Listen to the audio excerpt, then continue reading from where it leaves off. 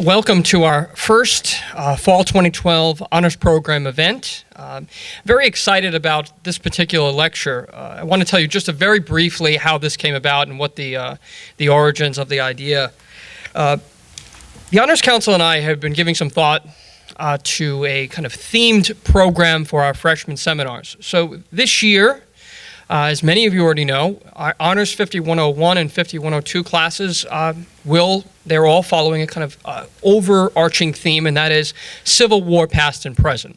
It's the 150th anniversary of the Civil War, so we thought it was quite timely. Also, a couple of our faculty members were doing work with the Brooklyn Historical Society based on the Civil War, so a lot of things came together in order for us to develop this first thematic group. We hope to continue this. In fall of 2013, we hope that the next freshman class will be studying sustainable development and so on and so forth. We're going to try to continue this thematic focus of cross-disciplinary study for every freshman class that comes in. Now, when we were thinking about our kickoff, we wanted to start the semester off with a lecture which just contextualized the period. So in doing so, we decided to ask the Dean's Office for some funding for this event, and we were successful, and the next logical step would be to title this series. And so what we decided to do after some throwing around, we decided that the most appropriate thing we could do would be to title it the Francis J. Greene Honors Lecture. And we did this because we would like to honor our esteemed colleague, Dr. Francis Greene, who is in fine arts, foreign languages, and international cultural studies. And Dr. Greene was one of the pioneering visionaries of the program. He was our first director. As many of you know, he's still quite active in the Honors Council, teaching a seminar even this semester. I'm sure some of you have him in class right now. And we thought that it would be the most appropriate way to kickstart every single semester would be to start off with a scholar coming in to discuss and contextualize a particular theme for us as a program. So it's really just a recognition of Dr. Greene's leadership and his service to this program, and also, in a sense, a thank you. I think I speak for most of the program that we're really grateful for the gift that he has given. And it is a gift, being able to look out at you and to think about the work that's being done in the seminars and the thesis work, although some of you are a little bit anxious about that thesis work, which is going on right now, I know. But to begin with, I just would like to show our support and our thank you to Dr. Greene with a show of applause.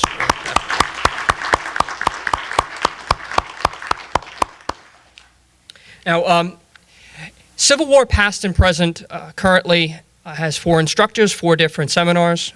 Dr. Ellison from biology, Dr. Houlihan from the Provost's office and also from the Economics and History and Political Science Department, Dr. Wingate from Fine Arts, Foreign Languages and International Cultural Studies, and Dr. Devlin from the English Department and the American Studies program as well. We decided as a group, along with the advice of my co-director, Dr. John Dilliard, that we decided on asking Dr. Michael Pierson from UMass Lowell to come and deliver our first Francis J. Greene Honors Lecture. So I just want to tell you very briefly about Dr. Pierson before I let go. Dr. Pierson is a professor of history, gender studies, and American studies at UMass Lowell. He has his bachelor's degree from Gettysburg College and a PhD from SUNY Binghamton. He's the author of Mutiny at Fort Jackson, The Untold Story of the Fall of New Orleans, and Free Hearts and Free Homes, Gender and American Anti-Slavery Politics. It's with great enthusiasm that we welcome Dr. Pierson to deliver our first annual Francis J. Greene Honors Lecture. Thank you. Good morning. Is this working? Yes, maybe. Back row? Hi? Yeah? Okay. Yeah? I always distrust the technology stuff. You just never know whether it's going to work or not. Have you ever thought when you walked into something like this, you're heading to go hear some sort of lecture, have you ever thought about the fact that, oh boy, this is going to be the worst talk ever? And have you ever thought about the fact that maybe, just maybe, it's even worse to be walking to one of these lectures and thinking I'm about to deliver the worst talk ever? How much worse that must be. Well, it's not going to happen today, I'm happy to say. We have a couple of reasons why this is not going to be the worst talk ever. The first reason, and of course probably the most important, is that it was written and will be delivered out of a leopard print notebook. It really can't be that bad. It could be pretty bad, but at least it won't be the worst one ever. The other thing that I'd like to say, which is, and I think I'm going to try to move the microphone, even this as though this has never been done before. Yes? Yes? This is the other thing, is that there's going to be an element of suspense to this whole thing because you never know when the killer reverb is going to start. And I don't know when it is, so I'll be just as jumpy as the rest of you. Hi. That's a camera. He has to try to follow me as I do this. There's a lot of stuff going on. The other reason why this is not going to be the worst talk ever is because it's about the Civil War, and the Civil War is a really good thing. The Civil War is a really interesting thing. I think you're going to find, as students, that it is going to repay the energy and attention that you put into it. There's a lot of interesting things. And what I'd like to do today is I'd like to divide up my talk into two parts. And I was thinking of calling the first part Part 1. And then I would follow that with the second part, which would be, are you ready, sir? Part 2. I was going with Part B, but 2 is good. Let's go with that. Let's go with Part 2. Now, the real question is, which one do we want to do first? You want to do Part 1 first, or do you want to do Part 2 first? Ma'am? Part 1. You want to go with Part 1? I think that's a pretty good idea. Let's go with Part 1. What do you think? Part 1? Whatever I want. Oh, I like that. That's good. That's a nasty little corner there. We should do something about that. Let's do part 1. Part 1 is going to be why the Civil War is important. Let me just see. Is that what it is? Why the Civil War is important? Yeah, and we got 4 reasons why the Civil War is important, and I have them written down. That's pretty good, isn't it? Yeah. Let's do the 4 reasons why the Civil War is important. This is to facilitate note taking. Some of you are doing that already. I like that. We're going to do part 1. And part 1 is probably what a lot of you would expect to hear, because you may very well have gotten some of this in high school. Part 1, the importance of the Civil War. Number 1, race relations. I think you probably are familiar with the fact that the Civil War does dramatically change race relations in the United States. There are a lot of things going on. If we look at the biggest level, if we look at sort of constitutional level, national politics level, we get the 3 big Civil War amendments. And they're only going to happen because the Civil War occurs. There's really no way to conceptualize these 3 amendments happening when they do, as early as they do, without the Civil War going on. And some of you probably know the 3 amendments that come out of this. I'm just going to belabor the point a little bit, right? Would that be fair? Yeah? Okay. Let's do the 13th. 13th passes in the last year of military fighting. Last year is 1865. You get the 13th Amendment, which ends the institution of slavery in the United States. You follow this up with the 14th Amendment. 14th Amendment passes 3 years later. It's 1868. And you get the idea that there has to be equal protection for everyone under the law, which means that's a fancy way of saying that you can't have one set of laws that applies to one racial group and another set of laws that applies to a different racial group. Something that's been going on in North America since early in the 1600s. We're finally getting rid of it in 1868. 14th Amendment.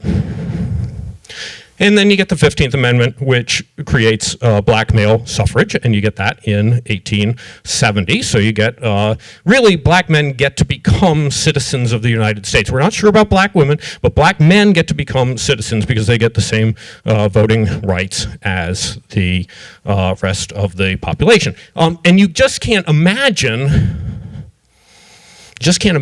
those amendments passing without the Civil War having happened. And so this is really going to change much of American society. It's certainly going to change American voting rights. It's going to change American politics. And you know that these are drastic, revolutionary changes because there is an enormous backlash against them.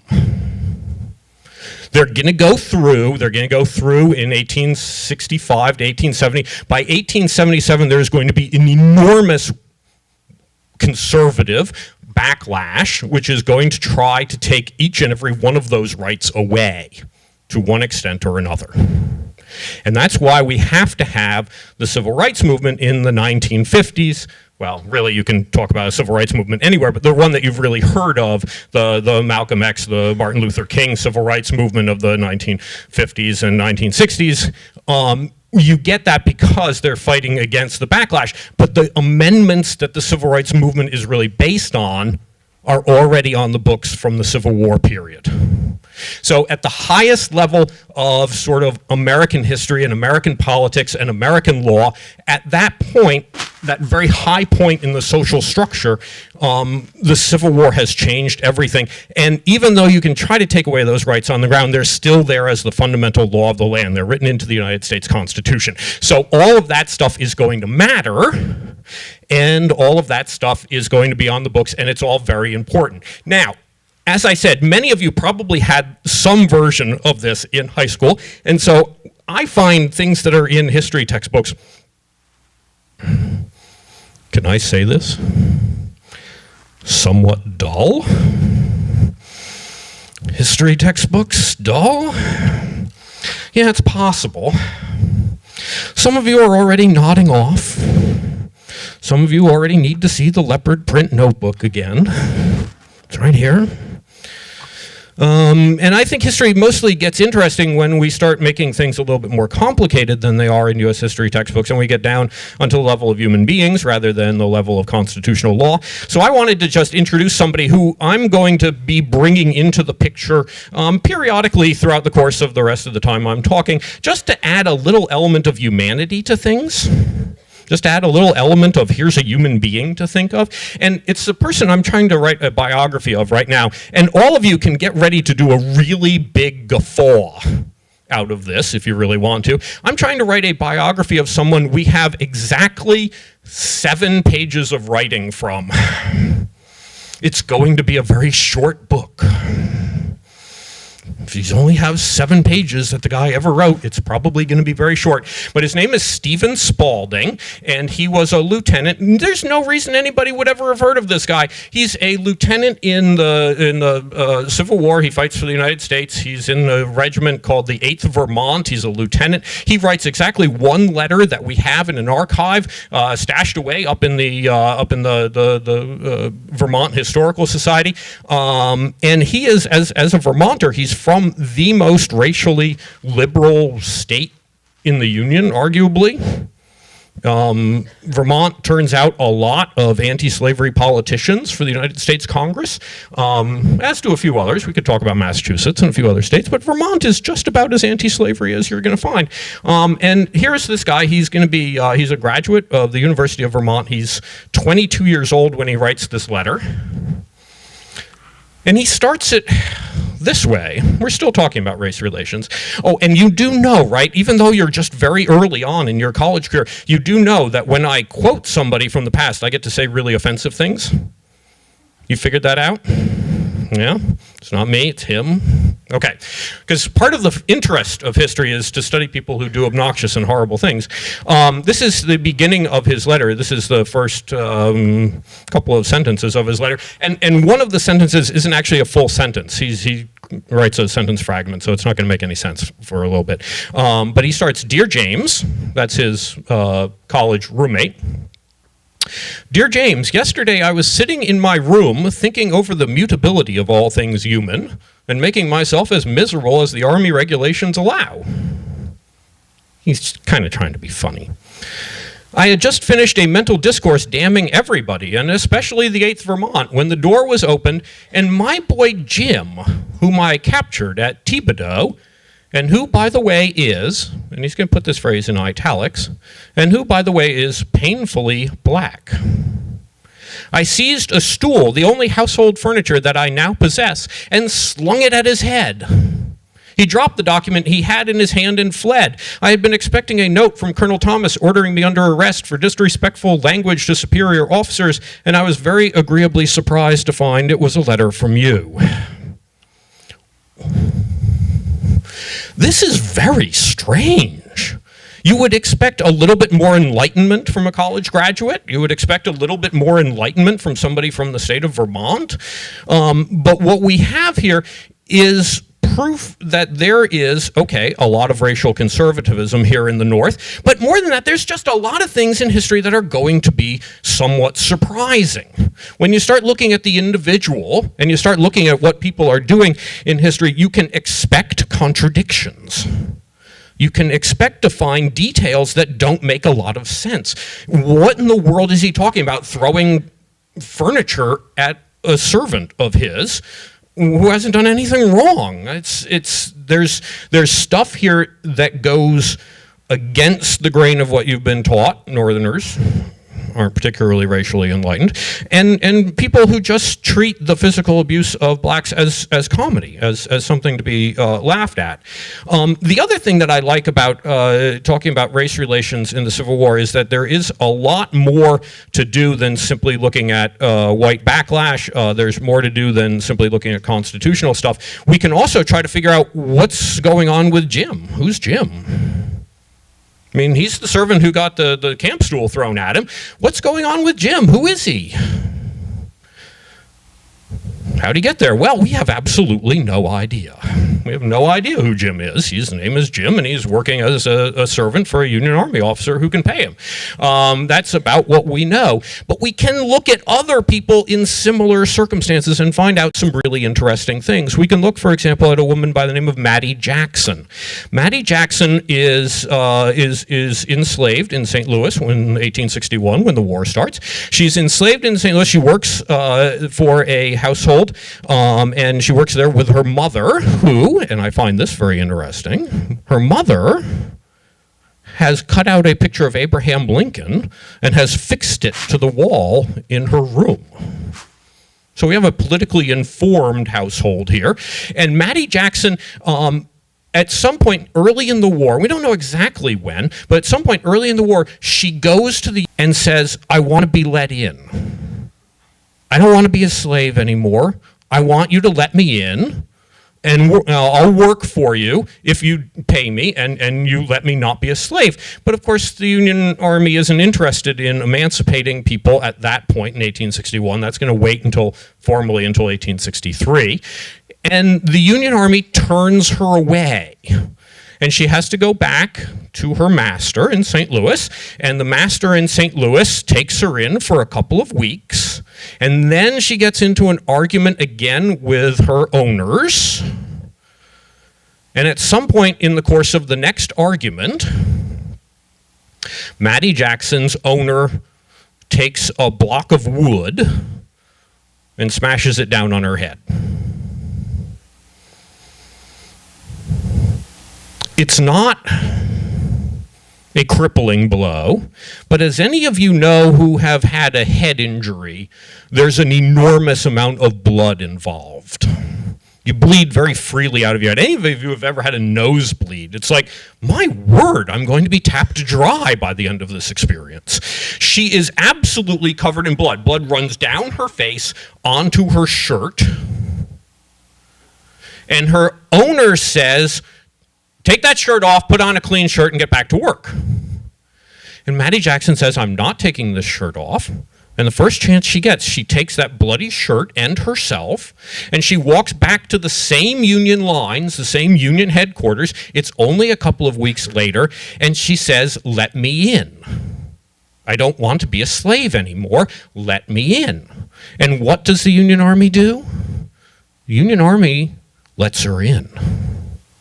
There's been no official change of policy. She's simply walked in, and she's literal proof of how bad slavery is. The Union Army has learned something from Maddie Jackson, and they've changed their mind and they changed their behavior.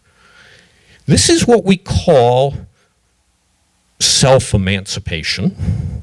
It's not trickle down because the Constitution has changed. This is self-emancipation because there are almost 4 million people enslaved in the United States in 1861, and a very large percentage of them want to be free.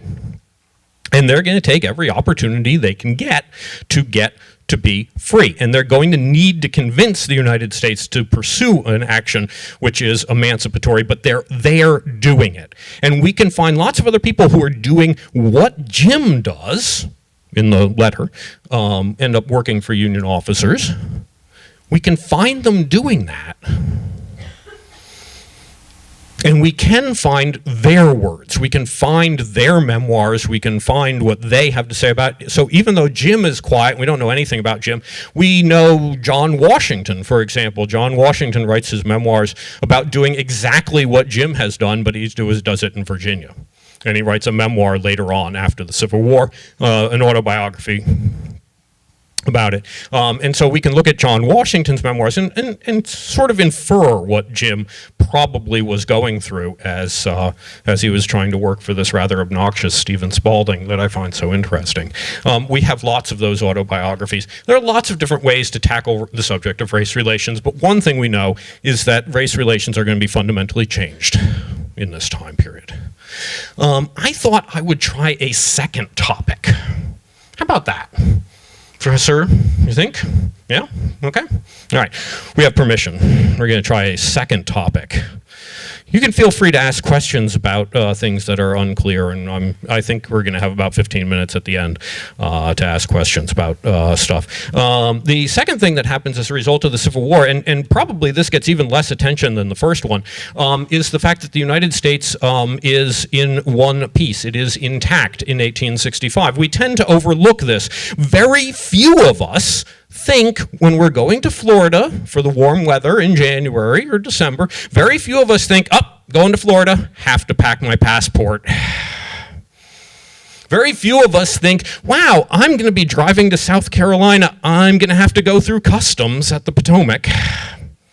But it is, United States, one big country. And you can do a lot of things. You can play around with this and you can say, well, if the Confederacy had seceded, what would the Spanish-American War have looked like? What side would the Confederacy have been on in World War II? You can play around with all sorts of stuff like that that's relatively entertaining and amusing and is great fun for people who write fiction. For our purposes, what I think is really interesting in terms of the fact that the United States emerges intact is that this is, in the mid-19th century, I would argue, the crisis, the largest crisis in the history of the idea of democracy. We talk about democracy a lot these days, and it's all over the Middle East right now. We're talking about issues of democratization.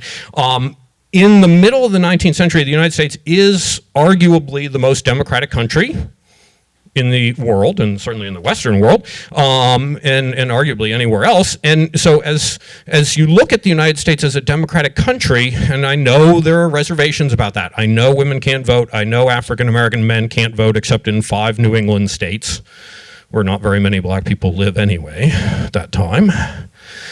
I know there are flaws in American democracy, but it's still one of the most democratic countries in the world. Is a democratic country going to survive? Because even though the Civil War is about slavery, and there's no way it is anything else, the trigger event is the election of Abraham Lincoln. And the election of Abraham Lincoln is constitutional. It's legal.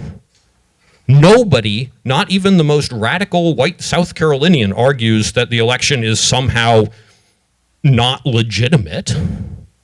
According to the Constitution, Abraham Lincoln is president, and the southern states are going to secede simply because they don't like the outcome of an election. This would be like Republicans in 2008 saying, President Obama's been elected, time to leave the country. Now, I know we're all tempted at times. We see somebody elected president you don't like, and somebody will say, that's it, I'm going to Canada. But the fact of the matter is that what we have here is a crisis in politics, a crisis where if the Confederacy is allowed to leave, then does that mean that democracy has failed as a concept? If you can simply lose an election, take your marbles, and go home, then democracy hasn't worked. And if democracy doesn't work, then that gives license to all of the monarchists in the world, all of those very conservative people in Europe who hate democracy, even some of the conservative people in North America who hate democracy, it's going to give them license to say democracy is a failed concept. And I think certainly if the democracy of the United States fails in the 1860s, I think you're going to imagine a different history for the concept of democracy across the globe. I think you're simply going to have to. I think that this is a very important part of the history of the United States, is the fact that the United States comes out of this in 1865 being able to claim, somewhat disingenuously, being able to claim that democracy has succeeded, that we have kept the United States together, and that an election has been held and it has been essentially put through. And we are not going to see democracy replaced with anarchy, of just having as many things separate as possible and have the country fragment.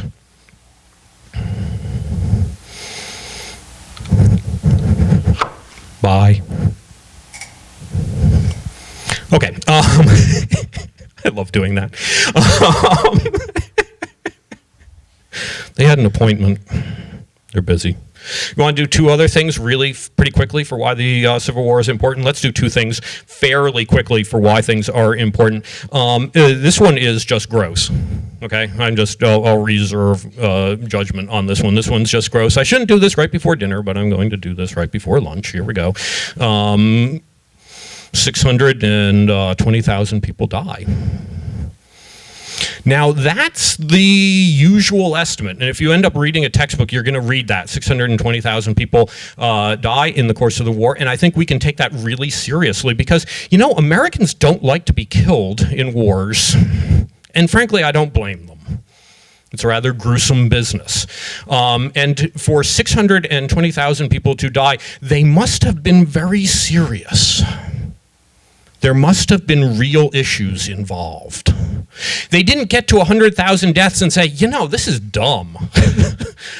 Let's try to arrange some sort of peaceful resolution. No, 100,000 people die and they say, let's keep fighting. And they do that at 200,000 and 300,000. 400,000 people die and they decide to keep fighting. Look up sometime how many people die in things like the Iraq War, and look how much fuss there is. Arguably rightly so. And by the way, just so you know, the new research, the new article that just came out, and this is great for those of you who might be interested in math, because the statistical work that's being done in order to estimate the number of casualties, there's a new statistical article this year in a journal called Civil War History, and the statistical sampling and the statistical methodology is so complex for this that the journal didn't want to publish the methodology, all of the notes on the methodology, so you have to go to a separate web page to get page after page after page of complicated mathematical formulas. The new statistical estimate for the number of deaths in the Civil War is now 750,000, which includes a lot more civilian deaths. The 620 we really arrived at when we were counting a lot of military deaths from disease and from battle, but the 750,000 probably includes a larger number of civilian casualties and probably reflects malnutrition and a greater influence of epidemic diseases, particularly among refugees.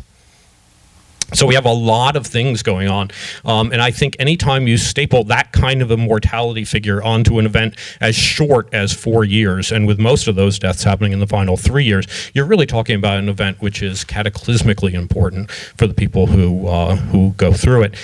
Fourth final thing for the importance before we go into, was it part 2? Did we decide to do part 2 second? I think we did. Final part of part 1, number 4. Simply put, the United States government gets a lot bigger. I can prove that.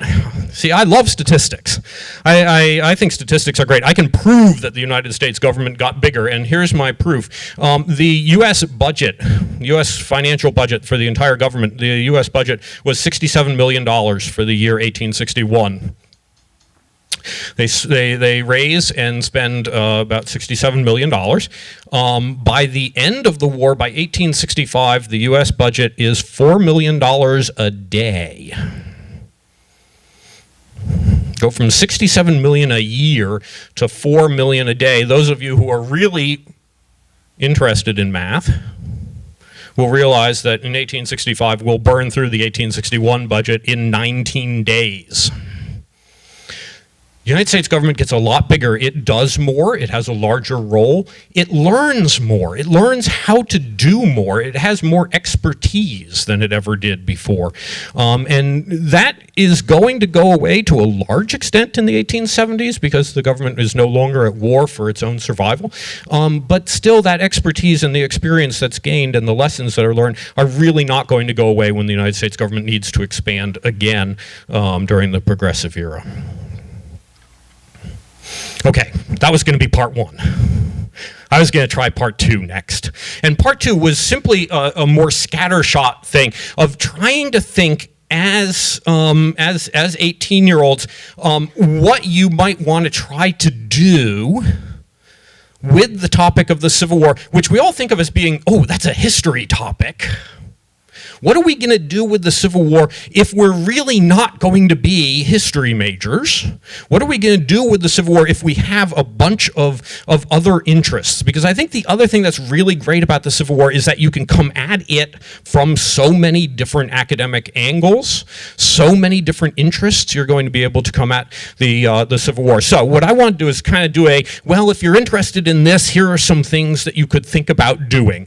And I'm not going to be able to do this for every academic discipline because there's only so much time, although I think we're doing pretty well for time.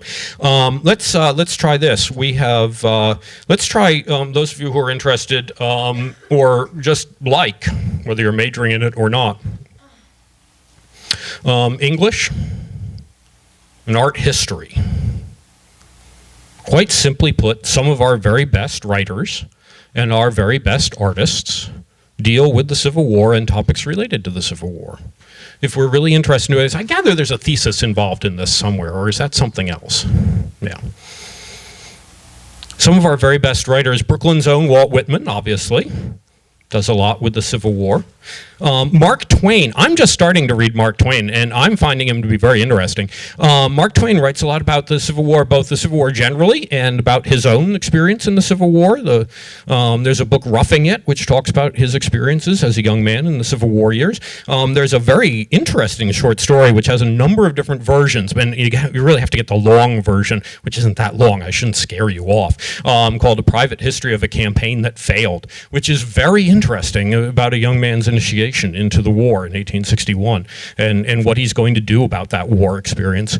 Mark Twain is there. Frederick Douglass certainly writes 2 autobiographies after the war that are going to talk a lot about what he thought about things. Very eloquent man, makes a lot of speeches also about what the war means after it's done. So you want to think about that. If you like Little Women, a lot of people have read Little Women by this time in their lives. Louisa May Alcott is going to write a fair amount about the Civil War, both her own experiences as a nurse and about some other things. She's going to write some interesting stuff about African-American soldiers who she comes into contact with. There's going to be a bunch of interesting stuff for writers. And then the artists. Some of America's very best 19th century artists are going to deal with Civil War-related themes. Certainly Winslow Homer, personal favorite, mine. Eastman Johnson is going to be writing about this. You don't even have to go look at the big museums with the art paintings, the big oil paintings. There's also a lot of stuff which are pencil drawings for essentially the Time and Newsweek work of their generations. Alf Woad does some really excellent line drawings from this. We have the beginning of photography in here. We have some really good classic American writers and painters who are interested in this. But we also have the untrained people. I was doing some work in the New York Historical Society earlier this week related to Stephen Spaulding, the guy I was talking about before. And in the middle of this otherwise boring payroll document about the 7th, it's very strange, but he was in the 7th New York Regiment very briefly in 1861. And in the middle of this very dull paperwork, bureaucratic document which somebody had to fill out, there's 2 wonderful drawings of Union soldiers marching off to war. I have no idea who did them, but they're really pretty good. We have a lot of people who write and illustrate the war who we've never heard of, who are remarkably interesting and capable. And that's a very interesting thing. And it's going to be, it will reward you to get into the stuff that maybe isn't published in all of the things that, the big collected works of the famous people who you had to read in high school. I want to just try one more bit with Stephen Spaulding here. This guy threw the camp stool at Jim. But he's not always obnoxious. Sometimes he's simply a funny writer. Actually, I want to try three things and see if any of you want to laugh as a result of this guy and what he wrote. They're going to sound, these are three statements about the war which I think are rather interesting and perhaps unexpected for the 1860s, when we tend to expect people to take things very seriously and people to say things in Abraham Lincoln cadence. These are three things he says in the middle of this letter back to his friend. Quote, "Don't for God's sake enlist unless you can get the rank of Major General." What good advice. There's no chance his friend is going to become a Major General, but don't enlist unless you can become a Major General. Here's another one. "I drink from 700 to 800 times a day." I drink from 700 to 800 times a day to keep my spirits up. I do not think it wears on me. Oh, to be 22 again. And this is a slightly longer one, but I think it's right in the spirit of what we might think of as a modern protest against authority.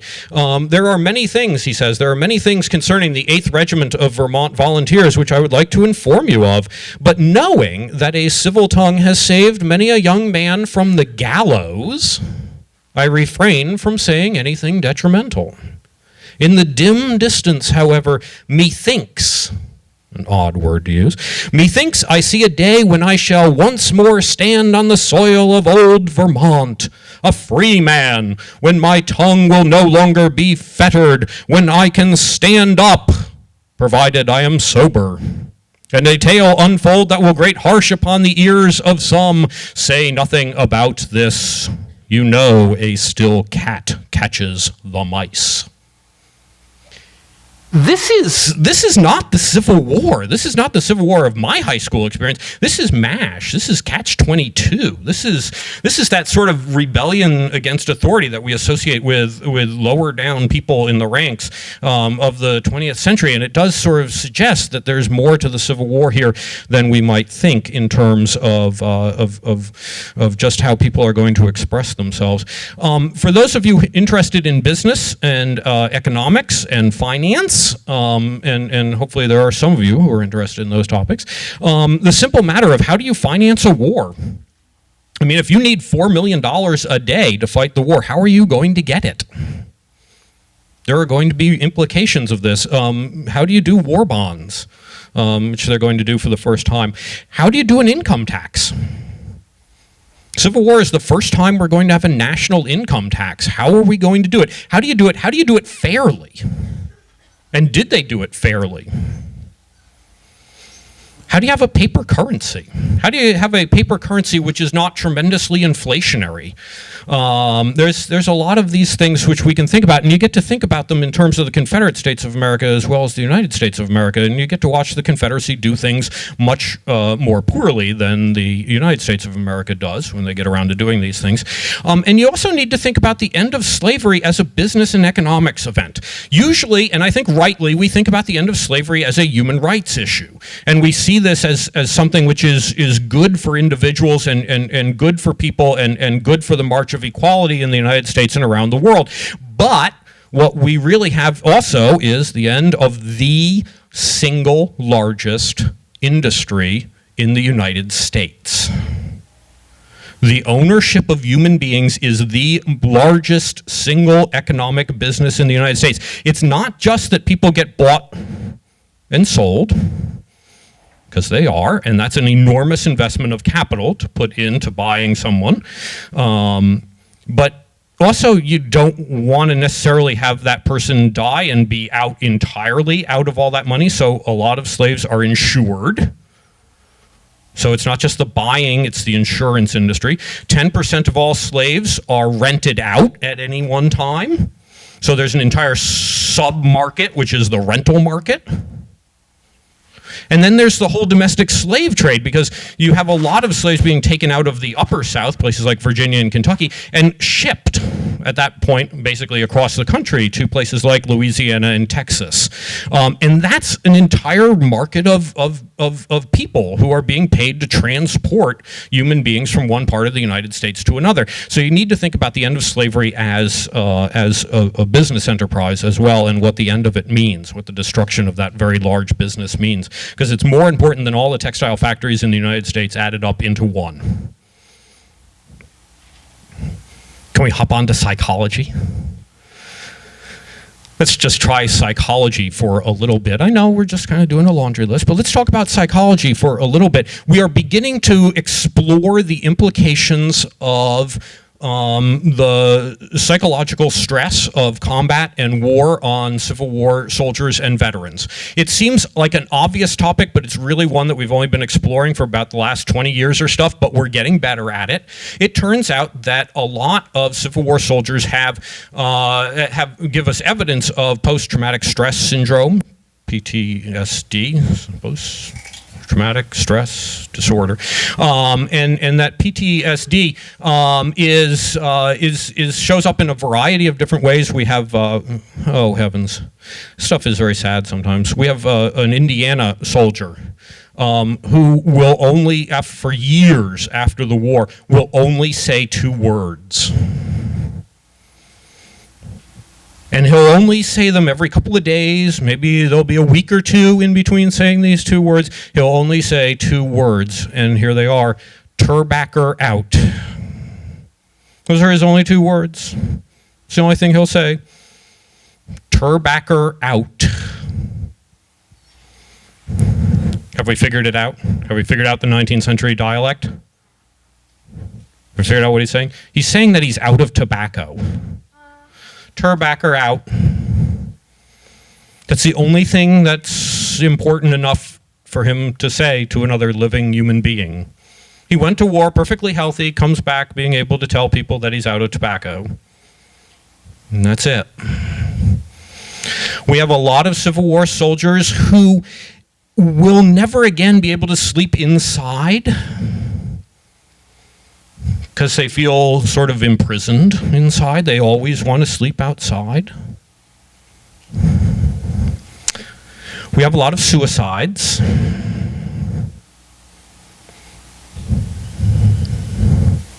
Way too many suicides.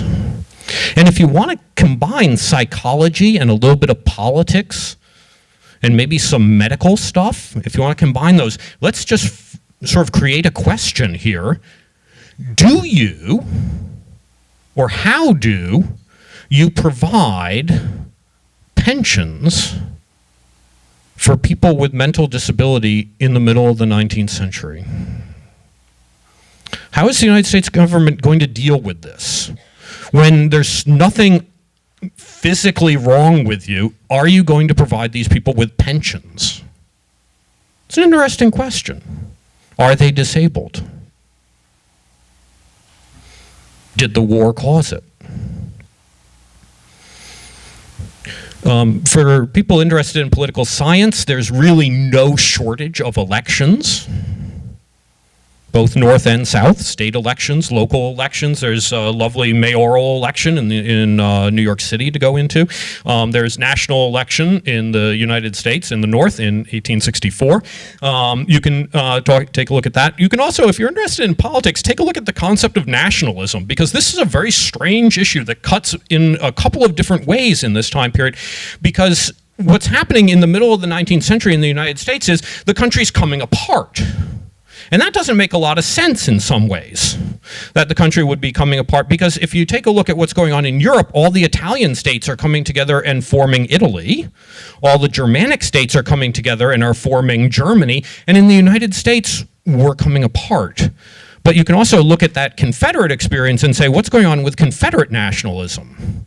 So for those of you interested in politics and how nation states work and how nations and citizens conceive of themselves as a member of a nation state, there's really a lot to work with here in terms of nationalism. I'd like to spend time with at least 3 or 4 more of these, some of them in a little bit of detail. This one particularly, for people who are interested in the experience of women in the past, for those of you who are interested in gender history, we have the big fundamental question of this of the Civil War in terms of women's experience, and that is, do women in fact benefit from the war in terms of increased social and political power and authority? And there are a lot of people who are going to answer that question yes, that the war is going to be a very good thing in terms of empowering American women in the South, but also particularly in the northern part of the United States, the United States during the war. And they're going to say that, yes, women get hired in private industry, in corporations, doing industrial work at a higher level than they were before. They're also going to get hired in government jobs at a higher rate than before. The United States government is going to employ women in more responsible positions than they've ever had before, and also in much larger numbers than ever before. And also, historians are going to say that women... Oh, do I have to say this one? Yeah, I guess I do. Guys, I'm very sorry about this one. I just have to apologize in advance. Oh, it's very sad. Hundreds of thousands of men leave northern farms to go be soldiers. Hundreds of thousands, arguably well over 1 million northern men leave farms, and they usually leave them in the hands of women to manage and run and work the farms, and productivity goes up. Yeah, northern farms, lots fewer men, lots more agricultural goods produced. And the argument is that North and South, women left in charge of farms family farms, become very proficient in terms of management and learn their own capacities and abilities to manage and make decisions and do all the things that really autonomous adults get to do. There's that whole argument, and that's why this is a question is, does this happen? That's the yes side. I'll let the cat out of the bag. I kind of wonder about whether it actually empowers women or not. I'm not sure. You see, I would tend to answer this question no.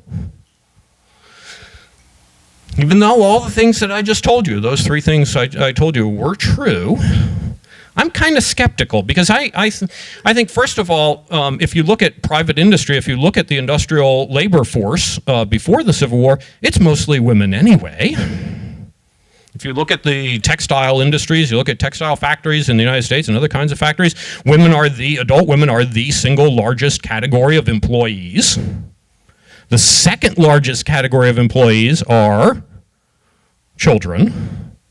And adult men are the least significant segment of the industrial workforce before the war. So I'm not sure, number one, even though it's true, there are more women working in private industry, I'm not sure it actually is that significant an increase when you consider what went on before. I'm somewhat skeptical about the idea of whether women are ever going to benefit from any kind of an activity like a war, which so heightens awareness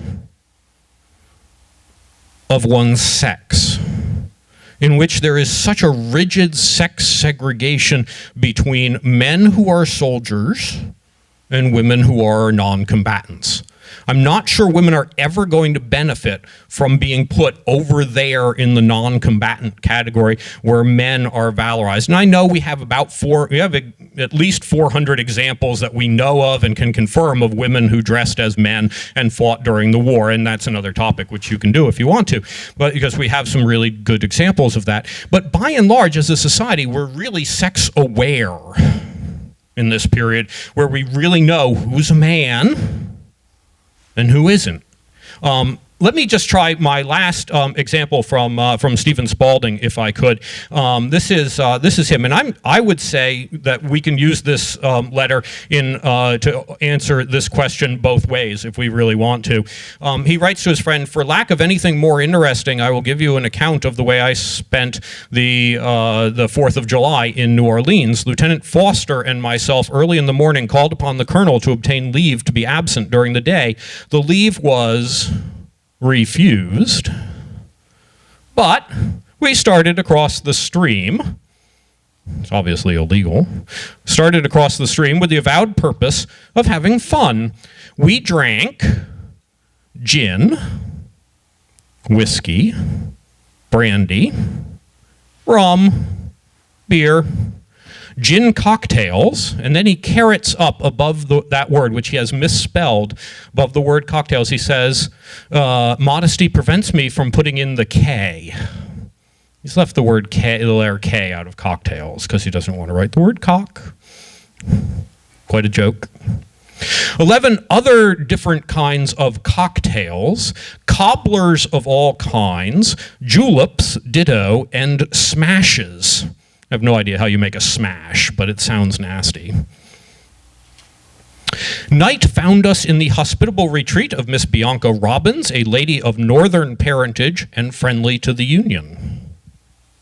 Now, I think you could say that what this really means is that, obviously, here's a woman who's being valued for her political position. She's a lady of northern parentage living in New Orleans, and she's friendly to the Union. We don't usually ask, in the 19th century, you don't usually ask women what their politics are, because they're not supposed to have politics. They're supposed to be patriotic Americans who don't care what party you vote for because we're all Americans. And women don't have politics. Certainly ladies don't have politics. That's not really true. We have examples of lots of women who have politics in this time period, but it's sort of surprising that he would mention that, but he does mention that in this context.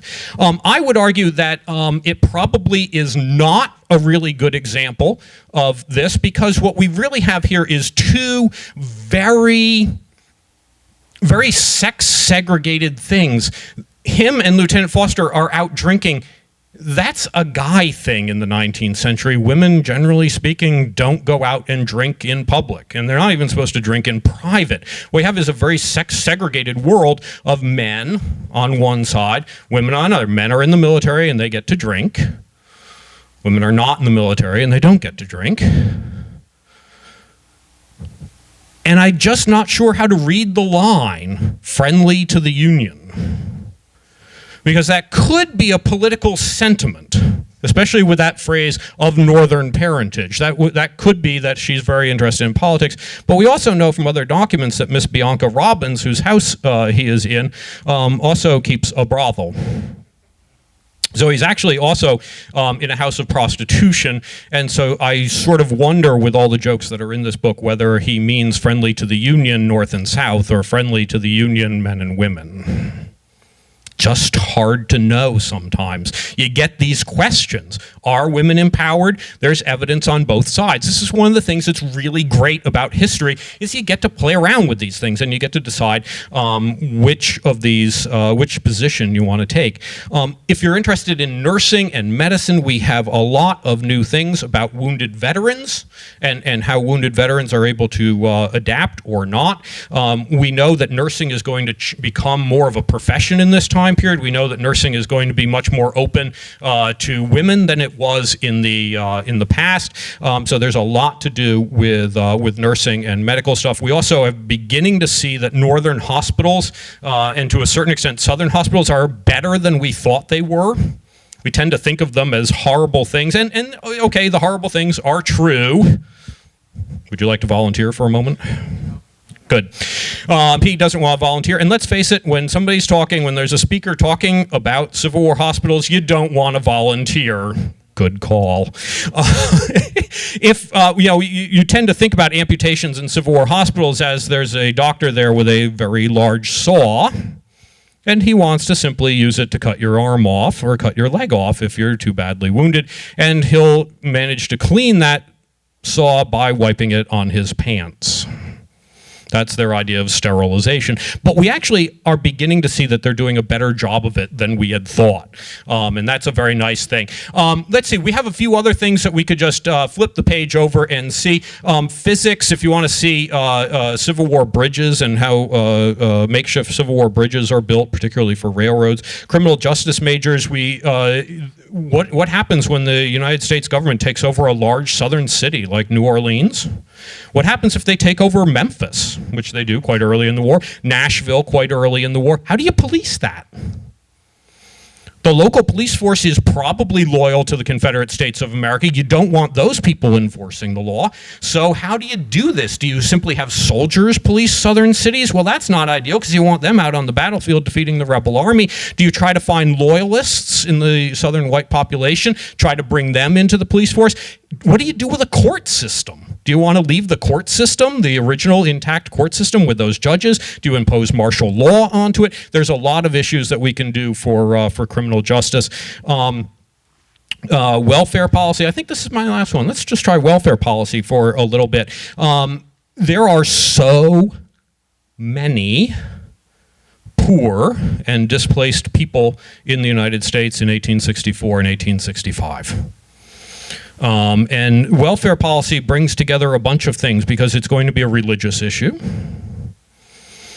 It's going to be a racial issue, sometimes. It's going to be an issue of patriotism. It's going to be an issue of urban hygiene, sanitation. What do you do with refugees? We have two very large, very poor refugee populations. Southern whites in areas that the United States Army has been encroaching on their territory, Southern whites will refugee to other parts of the South that are still held by the Confederacy, and they will arrive in overburdened cities. They will double, triple, and sometimes quadruple the population of Southern cities. They'll put pressure on the housing stock, on population centers, on resources. They will create inflation in terms of housing and food. There's a whole lot of refugee issues within the Confederacy. There is also the refugee issue of what happens when all of the people enslaved in the South try to make it farther north and make it into Union lines. There are gigantic refugee camps in the Mississippi River Valley and in Washington, D.C., and that's going to pose a problem for anyone who's trying to run a war effort. These people are going to want shelter, they're going to want food, they're going to need these things. And it's going to pose a problem for African-American community in the North, which is rather small and not terribly well off, although it has its very rich elements. They will want to help those people, but how are they going to be able to? How is the United States government going to handle that situation? There's a lot of things going on. And then there's simply the urban poor. We have inflation in both sections all the way through this, and we have people who need money. And some of them are soldiers' families. So do you give aid? Does the government give aid to soldiers' families, but not poor people who are not related to soldiers? There's a lot of things that we can think of in terms of welfare policy that we can address. I know I haven't hit every academic discipline, but it is time for me to take questions. Let me just wrap up with one sort of concluding thought, and that is, and I've hinted at it before, and that is that I think the Civil War will repay your interest. And in fact, that might be my motto for college. Some of you are kind of new to this. I gather most of you are kind of new to this, and I'm mildly jealous because I would love to be where you are.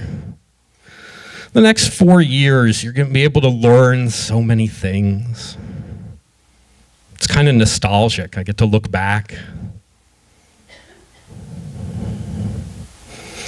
In college, and particularly for us today, the Civil War, the deeper you press into something, the more of yourself that you invest into it in terms of time and interest and your own personality and your own interests. The more of those things that you put into a subject matter, the more you're going to get out of it. The world is simply a more interesting place when you know more about it. And I think that is really what college is about. And what I hope I've been able to do today is give you a hint of where you might want to start with all of this. Should we take questions? Let's try questions.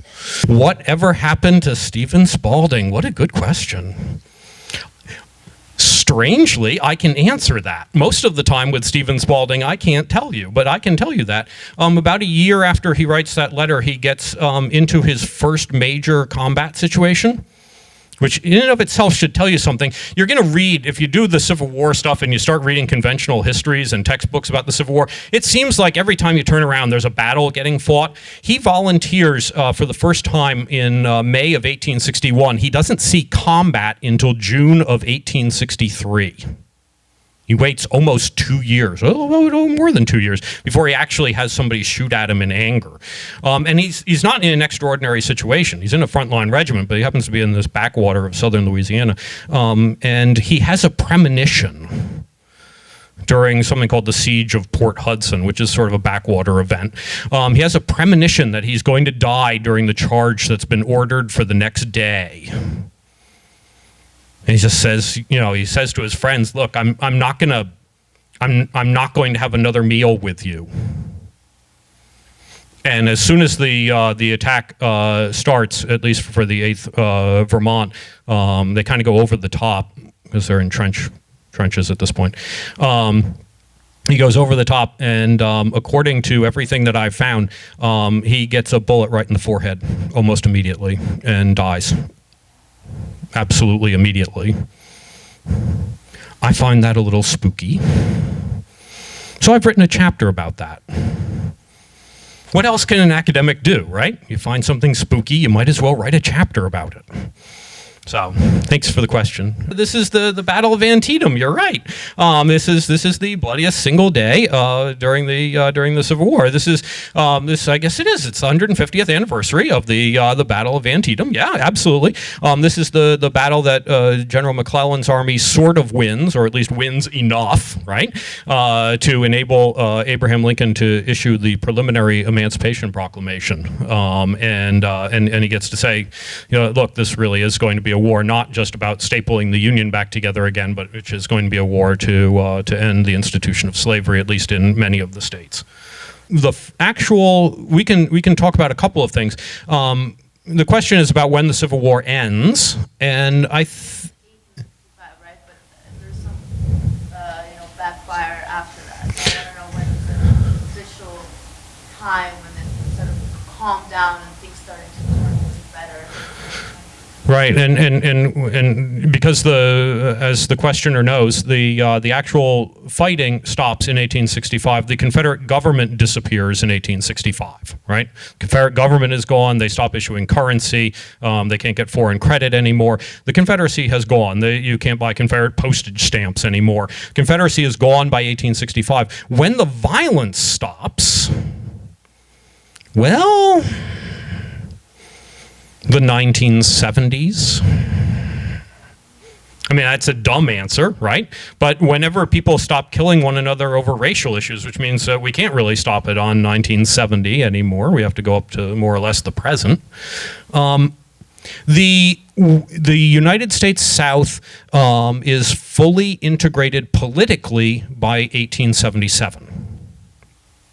Okay, so 12 years after it, all of the states are back into the Union. So if you talk about the Civil War as being not so much about race relations, but about making sure that secession has ended, right? That the United States is going to be one intact country, then you're talking 1877. And you can sort of put a political end to it. 1877 is the year the last U.S. troops leave the South. And people in Georgia get to elect their own officials through an ordinary constitutional process, and people in Louisiana get to elect their people through a regular constitutional process, and their representatives go to the capital of the United States in Washington, D.C., and act like senators and representatives. In that period, states come in at different times. From 1865 to 1877. 1877 is simply when the last three states come back into the Union.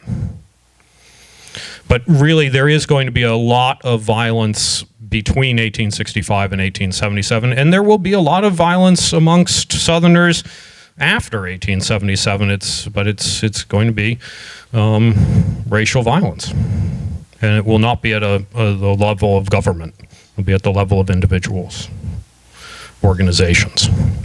There's been a couple of things talking about what happens to the war ends in 1865. How does that translate into westward expansion? And westward expansion never does stop during the war. That's one of the things that goes on, is that the United States, this is the very strange thing, all of these people die in the United States. All of these people are diverted in the northern United States into the Union war effort, into the United States Army, and still the United States population increases, largely due to immigration, and the United States frontier expands. There's a very nasty war in 1862 in Minnesota between the United States government and several native tribes, native nations, if we want to talk about them that way. So that's going on. One of the things that has been argued is that all of the expertise of logistics and railroads, all of the expertise that generals and commanders learn about moving large numbers of men and supplies on railroads and financing large organizations and creating corporations, all of the large business enterprises that are learned during the war to mobilize millions of soldiers and get them fed and supplied and to the heartland of the Confederate States of America, all of that expertise goes into building railroads after the war. And so you do get the Transcontinental Railroad, which gets finished in, I don't know, but I think it's 1868. Am I right? Somewhere around there? That you can't have the Transcontinental Railroad without all the expertise that gets learned during the war. And so I think you do get a lot of expertise, a lot of knowledge in how to deal with very large amounts of materials and very large numbers of laborers and how to keep them fed and organized that does promote westward expansion. And even quicker rate than before. I've written 2 very serious books. I thought this would be fun, and I thought it would be short. I thought I'd get to write a short book. None of this 200-page business. I thought it could be short, and it kind of is. The letter is simply, the letter is funny. The guy's a comic, and you don't see that in Civil War letters. Usually people are writing to their wives or they're writing to their parents, and they're so darn serious, and they're so religious, and they have such a good time. We have very few letters which joke about racial abuse, which joke about going to brothels, which joke about drinking yourself stupid. We have very little of that. The guy makes jokes about people dying, about people in the 8th Vermont. He makes jokes about them dying. His soldiers. And to a certain extent, I want to use him as a window onto privilege. How do privileged people think? What's the mindset? How can you make a joke about visiting a brothel? How can you make a joke about drinking so much? How can you make a joke about death?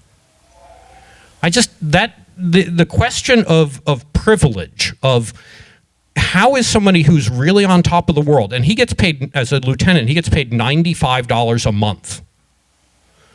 His privates get paid $13 a month. And he's from a wealthy family anyway, a wealthy family of Vermont businessmen. And he's so well off, and he doesn't even think about it. He doesn't think, wow, I'm really lucky to be a guy in the 19th century. I'm really lucky to be white in the 19th century. I'm really lucky to be rich in the 19th century. He doesn't think about that. He just enjoys it. And I find that interesting. How about that? I don't know. Got to write about something. And I thought he'd be interesting company for a little while. But there are lots of other Stephen Spauldings out there, lots of other people like him who are really fascinating, and you don't hear about them in the history books. And one of the things I'd like to urge you to do is to go find them. Go find somebody interesting. It's a good way to get at history and a good way to get at other subjects. The question is about foreign policy and the Civil War in a global context. I think you'll find that this is a subject which is really hot right now. And there's a book by Amanda Foreman, which has just come out about the United States and relations with Britain. That's in all the bookstores nowadays, and I think you might like that. For me personally, I can say that Stephen Spaulding's Vermont company, 1/3 of them are from Canada. They're born in Canada. They're Canadian citizens. What are they doing in the United States Civil War? I don't know. I have other people who volunteer for the United States Army when it gets to New Orleans, and we have people fighting for the United States who are born in Europe. We have people fighting for the United States who are born in Latin America and the Caribbean islands. It is a multinational army that the United States fields, and to a certain extent a multinational army that the Confederacy deals with.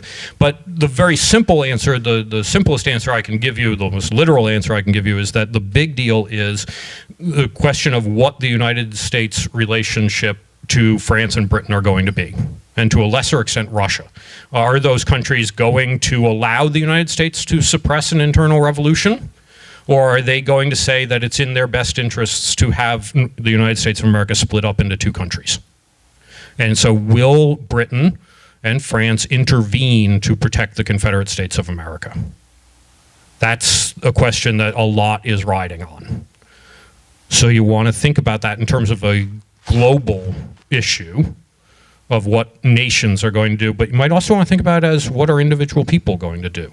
And how is it that a group of people who are born in Germany are going to volunteer to a large extent for the United States Army? And what are the governments going to do to encourage foreign enlistment?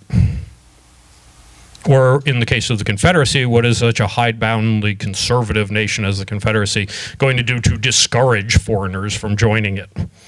Because we wouldn't want that. We want to be a nativist country. I think that might be it, but there may be other things that we need to talk about, other things from our own faculty. No administrative announcements, nothing like that. In that case, we are officially at 1:45. Thank you all very much for coming here. I hope you have a wonderful time. And thank you especially for the questions.